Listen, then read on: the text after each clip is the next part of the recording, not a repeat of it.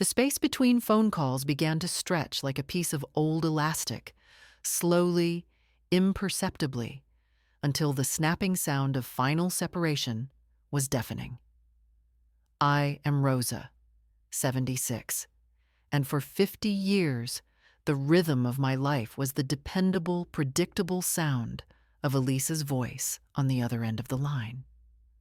Monday evenings at 7 o'clock, unfailingly. A tradition built on the bedrock of shared history, motherly concern, and daughterly duty. It was the only rhythm left in my quiet, sun-drenched Florida house after my husband, Richard, passed 5 years prior. Then the rhythm fractured. The calls became Tuesdays, then Wednesdays. Then they were replaced by terse, one-sentence text messages. "Too busy, Mom? Call you soon." The language was familiar, but the warmth was gone, replaced by a professional defensive efficiency. I tried to pretend it was normal. Elisa, a rising executive in pharmaceutical sales, was busy. Her life was vast, demanding, and necessarily focused on her own acceleration. I was simply the safe harbor, the stationary landmark she assumed would always be there when she needed to recalibrate. But the silence stretched into weeks. The texts became rarer. I would stare at my phone, willing the screen to light up with her name, the anxiety coiling tighter in my chest with every passing hour. I wrote long, rambling messages in my drafts folder, filled with news of my garden, my appointments, my endless, uninteresting life. Messages I never sent, terrified that my neediness would confirm her growing indifference. How does a mother distinguish between the natural, necessary evolution of her child's independence and the cold, deliberate act of being slowly, gently excised from their life? I began to doubt my own memory. Had I been too demanding? Too intrusive? Had I said something unforgivable during our last, slightly strained conversation about her decision to sell the family vacation cottage? I replayed every interaction, every word, every sigh, searching for the fatal flaw in my performance as a mother. My grief for Richard was a quiet, manageable ache. This new grief, the grief for a daughter who was still alive but unreachable, was a sharp, suffocating panic. It felt like being unfriended by my own blood. The truth, like most devastating truths, arrived indirectly, casually, through the voice of a near stranger. Mrs. Herrera, my next-door neighbor, a woman whose life seemed entirely dedicated to pruning her hibiscus bushes and exchanging detailed neighborhood gossip, stopped me by my mailbox. "Rosa, you look wonderful," she chirped, her pruning shears held like a small weapon. I was so sorry to hear about Elisa. What a move. 2 whole states away. I hope she'll be happy in Dallas. I felt the ground tilt beneath me. The sun seemed to dim. "I'm sorry, Mrs. Herrera," I managed, my voice a hollow echo. "What did you say about Elisa?" Mrs. Herrera tilted her head, confusion clouding her sharp, observant eyes. "Oh dear, I thought you knew. Her husband, Mark, told my son, Juan, a few weeks ago. Big promotion, very sudden. They sold the house in Orlando and left a month ago. He said they're thrilled to be starting fresh in Texas." My mailbox contents, junk flyers and utility bills, felt impossibly heavy. Dallas, 2 states away, a month ago. "No, Mrs. Herrera," I finally said, the words brittle and alien. "I didn't know." "Oh, well, I am so sorry, dear. I assumed. Of course, the moving must have been so hectic, they probably just forgot to call you."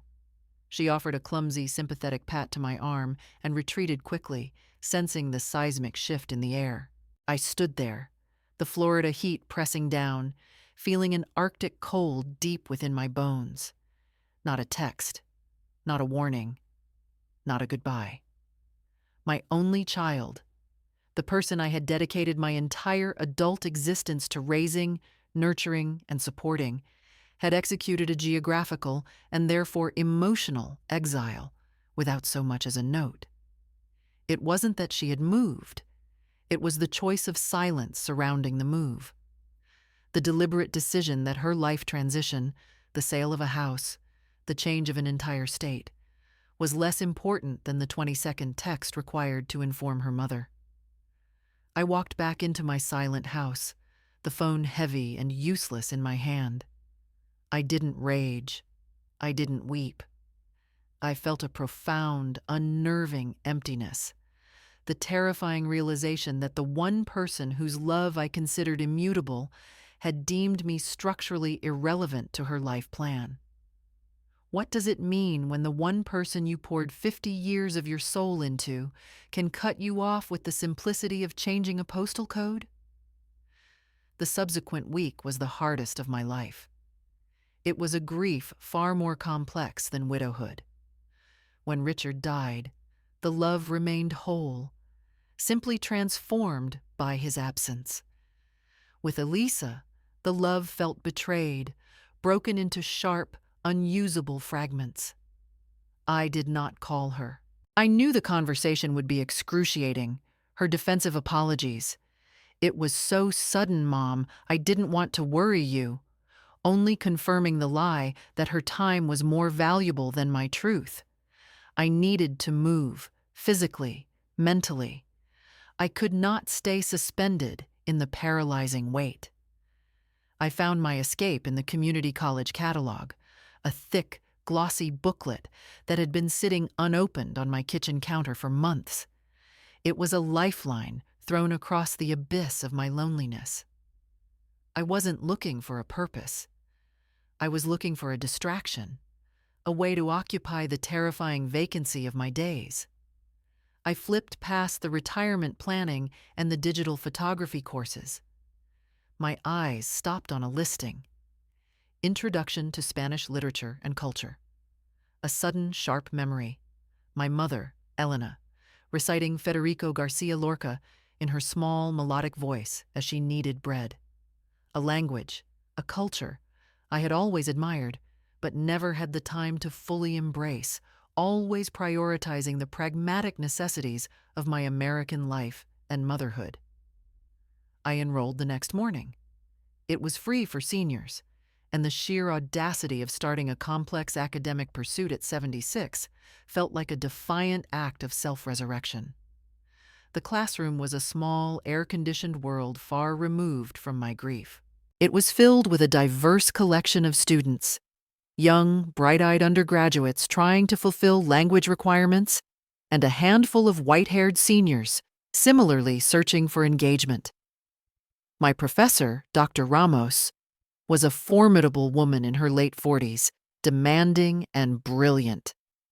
She did not tolerate the sentimental laziness often afforded to older students. Her expectations were absolute. The course was terrifying. The grammar was convoluted, the vocabulary vast. I felt my brain creak and protest, unused to the rigor. But the literature, the deep, lyrical melancholy of the Spanish poets, the complex human drama of the Latin American novelists, was a revelation. I discovered Sor Juana Inés de la Cruz, the 17th century nun who fought for her right to intellectual pursuits and felt an immediate, fierce kinship. Her defiant intellect was a mirror to the quiet, suppressed scholar I realized I had always been. I began to study with a furious, competitive intensity. I spent hours in the library, the scent of old paper grounding me, the complexity of the Spanish language a welcome, demanding challenge. I was no longer Rosa, the rejected mother.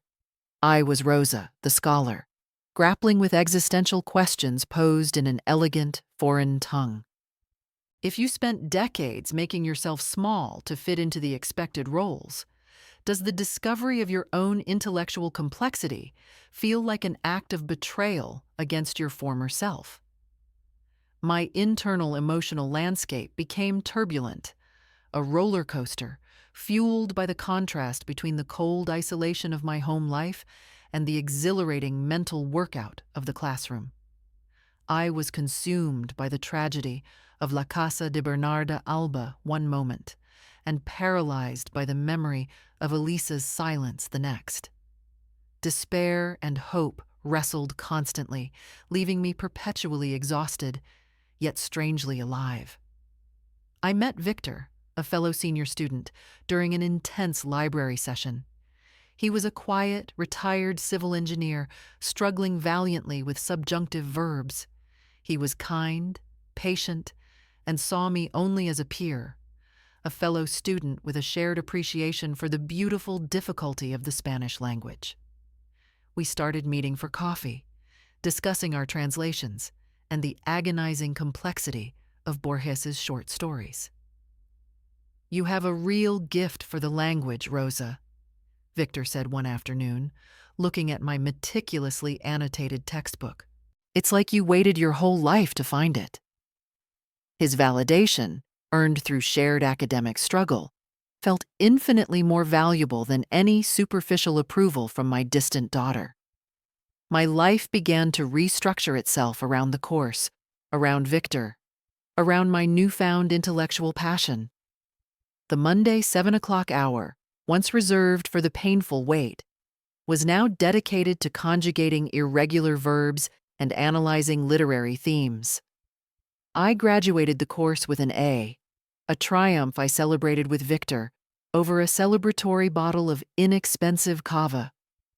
The intellectual victory was monumental, but the most profound change was internal.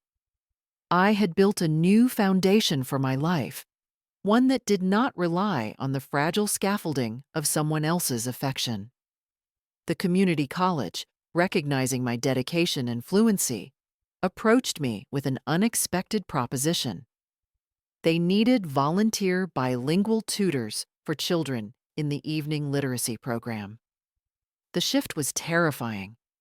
Teaching required visibility, vulnerability, and a complete reversal of my isolated routine. But the thought of applying my newfound knowledge to instill a love of language in young minds felt like a beautiful, necessary redemption. I accepted. I began tutoring on Tuesday and Thursday evenings. The energy of the children, the raw, honest struggle and eventual triumph of grasping a new concept, was infectious. I was patient, firm, and surprisingly effective. The children, eager and unburdened by the complexities of adult life, saw me as a mentor, a reliable presence who loved the music of words. I became known in the small, tight-knit community as Doña Rosa, the kind, exacting teacher who taught them the power of their heritage language. I was a pillar, a resource, a beloved figure. My identity was now externally defined not by my role as a mother, but by my contribution to the lives of others. The call came 3 months later. I was sitting in my living room on a Tuesday evening, meticulously preparing lesson plans, the scent of fresh printer ink filling the air. The screen lit up with her name, Elisa. I did not panic. I did not rush. I took a deep, steady breath, placed my pen neatly on the desk, and waited for the phone to stop ringing. On the third ring, I finally answered. "Hello, Elisa." My voice was calm, measured, devoid of the frantic yearning I had carried for months. "Mom! Oh my God, Mom! I'm so sorry! I've been meaning to call. It's been insane. We're finally settled in Dallas. Her voice was a torrent of hurried, defensive excuses, confirming every painful conjecture I had made. "I know you moved, Elisa," I cut in gently, stopping the flow of her panicked guilt. "Mrs. Herrera told me." A moment of thick, shocked silence on her end. She told you? I was going to call. Why didn't you say anything?" "Because you didn't call me, dear," I stated simply. "And I have been very busy." "Busy? Doing what?" "Mom, you can't just be sitting there alone. Why didn't you try to reach me? I am tutoring bilingual children in Spanish literature 3 evenings a week, I replied, feeling the quiet, absolute triumph of my new life. I am in high demand, and I am currently working on a lesson plan for Cien Años de Soledad. I simply haven't had the free time to chase you across state lines. The children need me. The shift in power was palpable. She was scrambling. I was grounded. I heard her sigh, the frustration of realizing she no longer held the center of my universe. Look, I'm sorry, Mom. We should talk properly. Can you call me back tomorrow? I'll be home around 7. I can't, Elisa, I replied, checking my schedule. Tomorrow evening is my advanced conversation class. I'm helping Victor with his final presentation. I can fit you in for 10 minutes on Thursday at lunchtime, but I have a full day of tutoring afterwards. I'm afraid my schedule is very structured now. I did not wait for her answer. I offered her a precise, manageable slot in my crowded, purposeful life, a life she had consciously abandoned and could now only access on my terms. I hung up, placing the phone back on the desk. I looked at my lesson plan, feeling the steady, undeniable truth of my commitment to my new life. I had been given a devastating rejection, but in response, I had built a profound, unshakable acceptance of myself. My existence was no longer structured around someone else's schedule. It was built on the rich, complex beauty of my own intellectual and communal purpose. The phone did not ring again that evening, but the silence no longer felt empty. It felt rich, full, and humming with the undeniable music of my own self-made life. My life with Victor unfolded with the gentle, comfortable inevitability of a well-loved novel, finally reaching its satisfying middle chapters. Our shared academic pursuits had seamlessly transitioned into shared life. We were not chasing youthful passion. We were enjoying a seasoned companionship built on mutual intellectual respect and the quiet recognition of shared, necessary solitude. Our Thursday lunches, once dedicated to verb conjugation, now included excursions to small, independent art galleries and long, meandering discussions about architecture and philosophy. Victor saw my mind, sharp and hungry, and treated it with a reverence. I realized Richard, in his pragmatic efficiency, had never quite managed. Richard had loved my support. Victor loved my complexity. Does a woman truly learn the depth of her own intellect only when she finds a partner capable of mirroring its sharpest edges? The contrast between the calm structure of my life with Victor and the sporadic chaos of Elisa's attempts at contact was stark. She called, not on her schedule, but when her own life hit turbulence. A failed business deal, a fight with her husband, Mark. I held to my boundaries with the quiet firmness of an established tree. I gave her the 10 minutes I had promised, always emphasizing the limitations imposed by my schedule. I really need to talk this through, Mom, she pleaded one afternoon, her voice echoing the professional distress I had once tried desperately to soothe. This client is impossible. Do you think I should— Elisa, I interrupted gently, checking the clock. I have exactly 1 minute before my students arrive. If this is a professional issue, you need to consult a mentor. My role right now is as a Spanish literacy tutor. I can listen, but I cannot solve this for you. The quiet cruelty of my detachment was unintentional, but profoundly effective. She learned, slowly, painfully, that my existence was no longer an emergency resource she could plunder at will. Her calls became less frequent again, but they were now tinged with a reluctant respect for the impenetrable walls of my new life. She asked about my tutoring. Mom, you're actually teaching kids. What are you teaching them? Her tone was laced with a mix of disbelief and grudging fascination. The recognition that the mother she had dismissed was now operating in a sphere of competence she couldn't understand. "We are currently translating passages from Gabriel Garcia Marquez," I replied, a small, genuine smile curving my lips. "It is challenging, rewarding work. I'm afraid I have to go now, dear. Victor is picking me up for the symphony practice." The symphony was a delightful fabrication, but the boundary was absolute. I realized that my empowerment lay not in explaining my new self, but in simply living it, allowing the evidence to dismantle her preconceptions. The pinnacle of my integration into the community arrived with the annual bilingual literary festival, organized by the community college. I was asked to participate, not just as a tutor, but as a speaker, an elder voice on the enduring power of literature. I spent weeks preparing my speech, which I wrote and planned to deliver entirely in Spanish, a defiant celebration of the language that had saved me. Victor was my meticulous editor, cheering every precise turn of phrase. The night of the festival was humid and electric.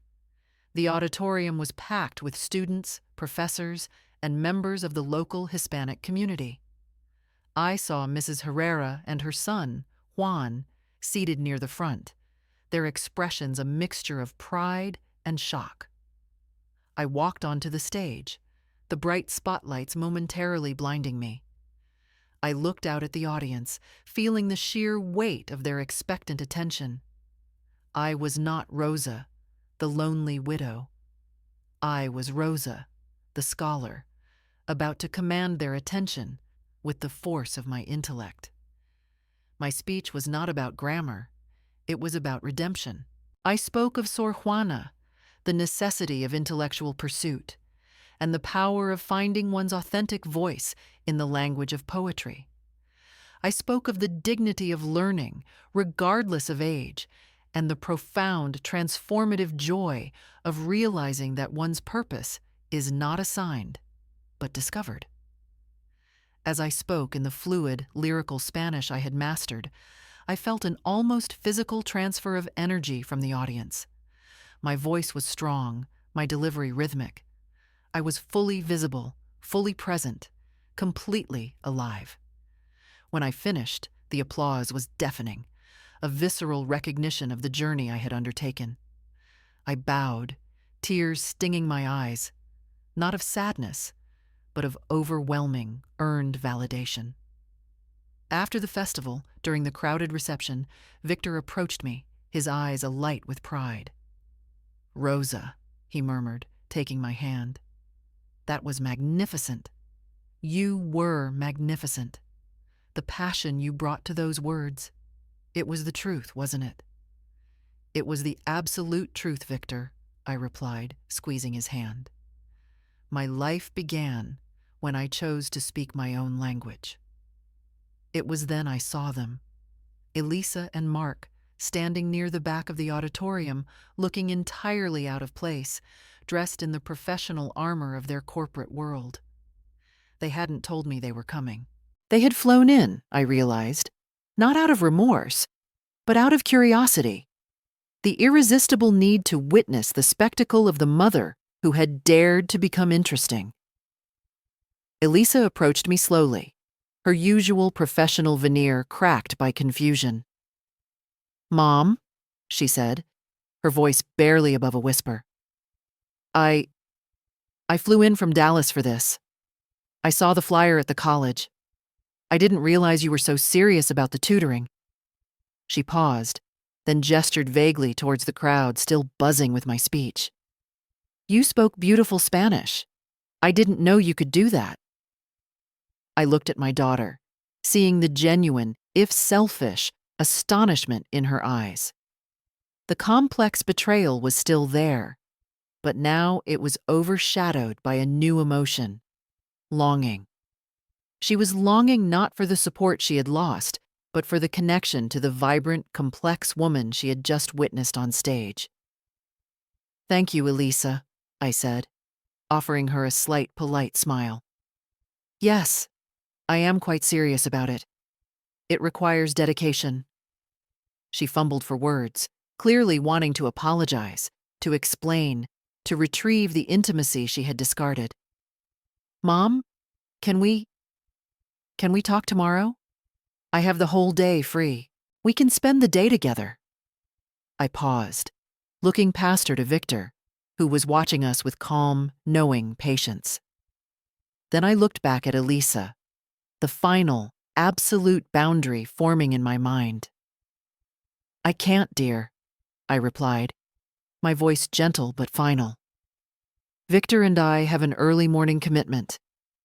We are driving to the coast to collect materials for a collaborative project we are planning. It's a very long drive, and I need to conserve my energy. I did not offer another time. I did not soften the rejection with a promise. I simply allowed the truth of my prioritized life to stand on its own.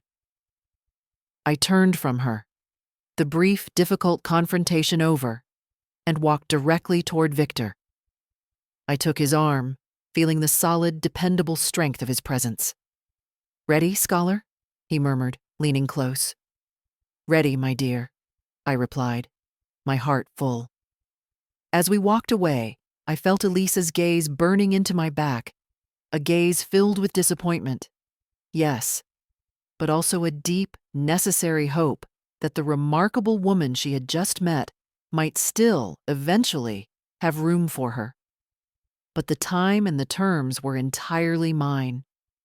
My life was moving forward, and I would not slow my pace for anyone. The collaborative project Victor and I had vaguely referenced to Elisa was, in fact, the most ambitious and joyous undertaking of my current life.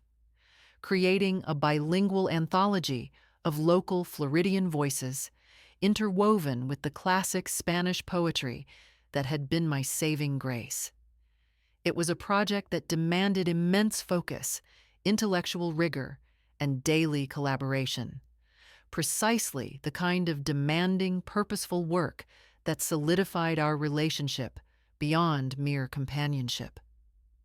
Our days fell into a demanding, exhilarating rhythm. We would spend mornings at my house, spread out amidst books and documents, the scent of strong coffee and old paper mingling in the air. Victor, the meticulous engineer, managed the structure and flow. I, the passionate scholar, curated the literary heart, weaving Lorca and Neruda alongside the raw, honest poetry contributed by my community college students and my literacy children. My literacy tutoring, too, flourished. I was no longer just teaching children to read. I was cultivating their self-esteem, showing them that their language was not a barrier, but a beautiful, rich inheritance. The children, quick to embrace me, had given me a new, fierce, protective love, the unconditional, present love that demanded nothing but my knowledge and my time. One evening, a student named Zosia, a shy, bright 11-year-old from the Dominican Republic, approached me with a folded piece of paper. Doña Rosa, she whispered, her eyes wide with anxiety. I wrote a poem. I tried to use the metaphor like Sor Juana. Is it good? The poem, written in halting but sincere Spanish, described the feeling of being the only person in the classroom who knew the secret music of two languages, the symphony of silence others couldn't hear. It was raw, honest, and profoundly moving. I looked at Zosia, seeing the nascent scholar, the young artist I had unconsciously fostered. Zosia, I said, my voice thick with emotion, this is not just good. This is important. This is the truth of your existence translated into beauty. I immediately knew the poem belonged in the anthology. The discovery of Zosia's talent felt like a sudden, profound justification for the entire trajectory of my life since the returned invitation. My purpose wasn't just to heal myself. It was to use my healing to illuminate the paths of others. If the cruelest betrayal leaves a vast, empty space, is the greatest act of defiance to fill that space not with anger, but with the specific, unique beauty of your own creative contribution? My relationship with Victor, unlike my past marriage, thrived in the space of mutual exertion. We argued, not out of resentment, but out of passionate commitment to the work, over the precise rendering of a Spanish phrase or the thematic placement of a student's poem. These arguments were exhilarating, leaving me feeling intellectually sharpened, not emotionally drained. We celebrated a major milestone, the completion of the first draft of the anthology, with a quiet, perfect evening at the coast. The Florida air was soft and salty. We sat on the beach, watching the last vestiges of sunset paint the sky in bruised purples and urgent oranges. Victor, usually reserved, reached for my hand. His touch was warm, familiar, and utterly lacking the demanding possessiveness that had characterized Arthur's affection. "Rosa," he said, turning to me, the fading light catching the kindness in his eyes. "I want to thank you. This project, and you. You've given my solitude a partner." I had forgotten what it felt like to share a victory with someone who truly understands the work that went into it. "And you, Victor," I replied, squeezing his hand. "You've taught me that my mind is not a luxury, but a necessity. You made me feel like an essential co-architect of something lasting." The moment was perfect. It wasn't about declarations of eternal love, but about the profound, comforting truth of essential partnership. We were two ships, having weathered the storms of solitude, finally choosing to sail together, side by side, perfectly matched in speed and purpose. The complexity of my past, the shadow of Elisa's abandonment, the ghost of Arthur's practical expectations, felt distant, muted. The present moment, vibrant with the smell of the ocean and the warmth of Victor's hand, was too rich to allow room for sorrow. The new year solidified my transformation. I sold the large, echoing house that was a monument to my widowhood and moved into a smaller, light-filled condo nearer the community college.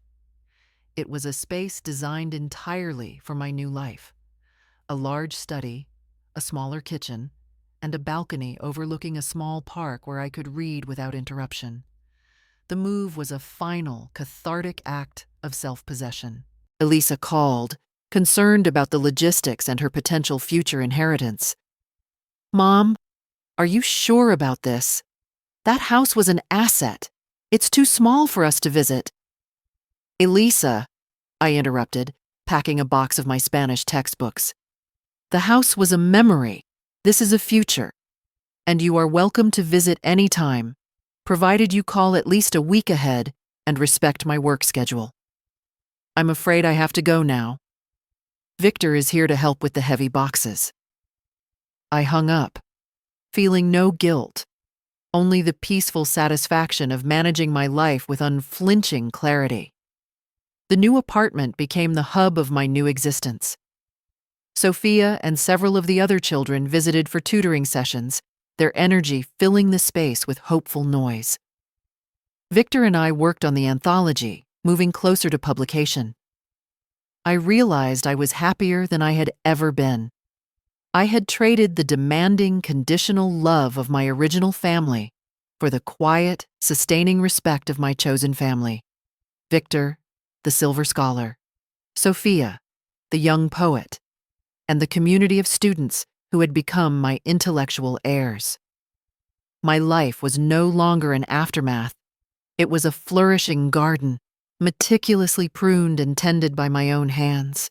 The absence of Elisa, once a devastating void, was now merely the necessary negative space that allowed the brilliance of my current existence to shine through. I was Rosa, 76, and I was finally, utterly free to live a life built entirely on passion and purpose. The sound of the new printing press, awaiting our anthology, was the most beautiful music of all.